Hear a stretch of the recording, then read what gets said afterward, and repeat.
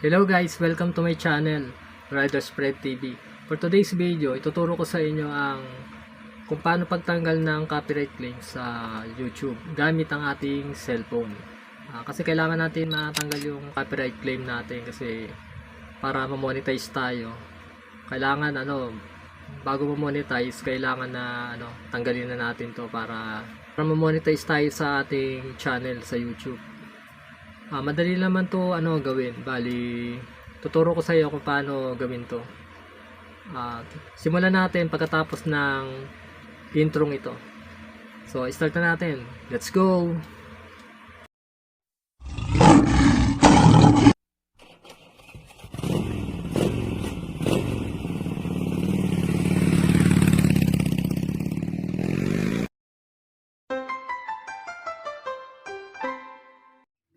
Una guys, ay buksan muna natin ang ating Google Chrome. Sana ay panoorin nyo ang aking video hanggang sa matapos para malaman natin kung paano tanggalin ang ating copyright claim. Pagkabukas natin ng Google Chrome, may makikita tayong tatlong dot dito sa right side. Pindutin lang natin siya. Pagkapindot natin, may makikita tayong arrow dito. Click lang natin siya guys.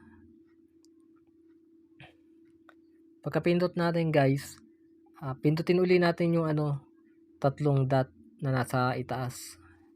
Nasa bandang siya, right side.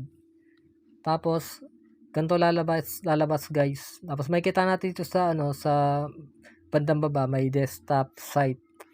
Click lang natin siya para maging desktop yung natin, yung screen natin na para sa computer. Kailangan na nakaganto na na setup yung natin, screen natin pagka-click natin ng desktop site. Tapos search lang natin dito guys yung yung YouTube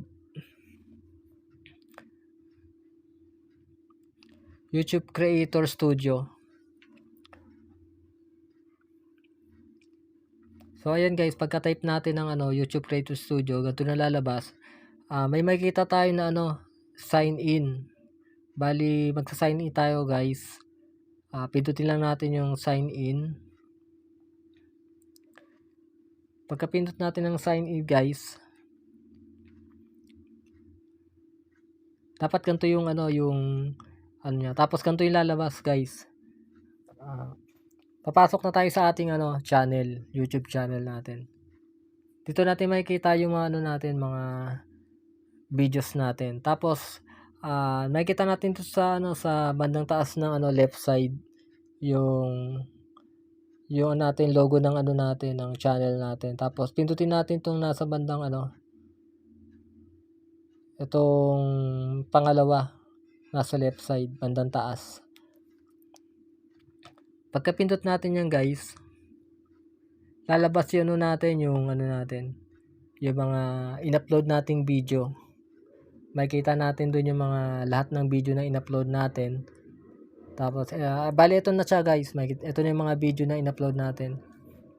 Dito natin makikita yung mga yung mga video na in-upload natin. At kung may copyright claim tayo, bali may nakita akong copyright claim dito guys. Meron dito isang copyright claim na video na ginawa ko.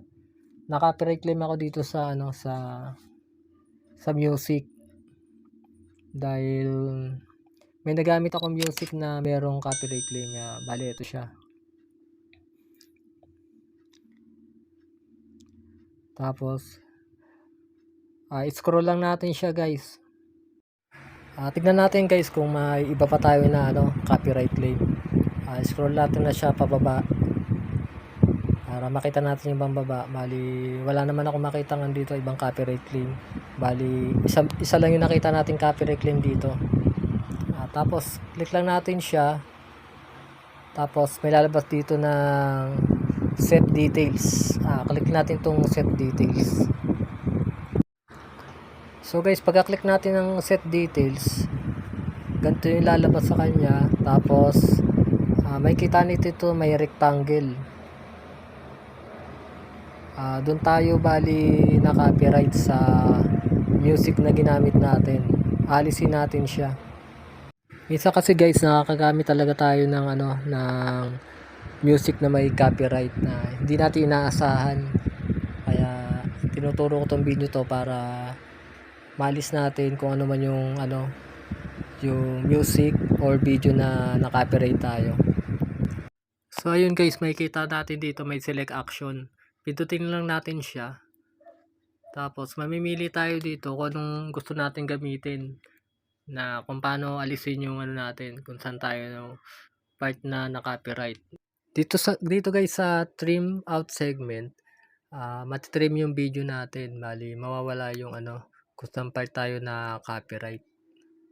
Tapos dito naman sa replay song, mamimili tayo ng ng song na walang copyright na ipapalit natin kung saan banda tayo na na copyright. Tapos dito naman sa mute song, mamimute yung natin, yung music na kung saan tayo part na may copyright. Hindi natin siya maririnig, mawawala yung music niya. Dito naman sa dispute, mag-appeal tayo kay YouTube na hatingin natin ay walang copyright yung ginawa nating video. Bali magsasend tayo sa kanila ng email. Tapos kung ayaw nyo naman na na mag-appeal, at alisin na lang kung saan part kayo nagkaroon na copyright. Kung wari piliin nyo itong mute song.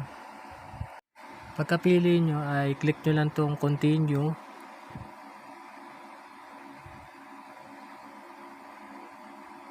Pagkatapos ganito lang lalabas sa kanya.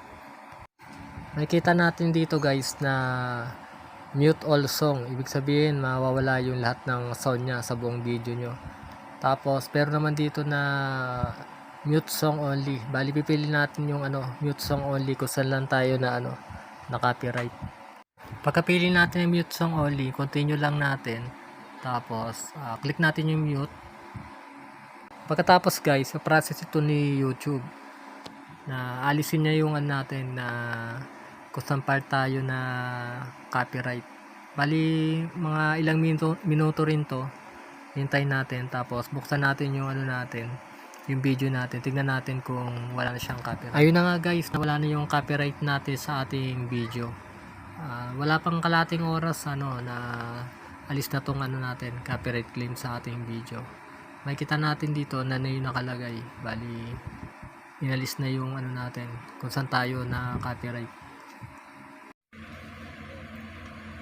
So ayun guys, natanggalan natin ang ating copyright claim sa ating YouTube channel. Sana ay natulungan ko kayo at nagustuhan nyo ang aking video. At kung bago na pala kayo sa sa channel ko, please like, subscribe at pahit na lang bell para updated kayo sa mga next video na ginagawa ko. At pa-share na rin ang aking video. At salamat sa panonood nyo. God bless sa inyo. Thank you. Bye bye.